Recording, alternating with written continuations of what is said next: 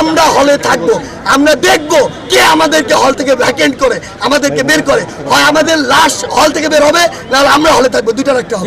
আমরা কখনো এই সিদ্ধান্ত মেনে নিব না। হল ভ্যাকেন্ট করার উদ্দেশ্য কি, কারণ কি? বাংলাদেশে কোনো মহাদুর্যোগ চলছে, কিছুই চলছে না। সারা বাংলাদেশের ছাত্র সমাজ একটি যৌক্তিক দাবি আদায়ের জন্য লড়ছে।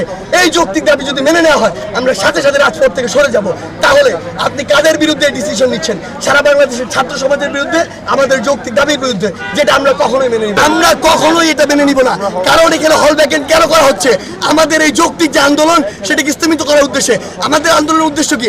আজকে যদি সরকার প্রধান থেকে এরকম কথা আসে যে আমাদের সাথে বসে এইটি কোটা সংস্কার করে আইন প্রণয়নের যে সিদ্ধান্ত, সেটি তারা গ্রহণ করে, আমরা তো রাজপথে থাকবো না। রাজপথে থাকার জন্য আমরা আসি নাই। তাহলে আমাদের এই যৌক্তিক আন্দোলন বাস্তবায়নের জন্য, কোটা সংস্কারের জন্য আমরা হলে থাকবো।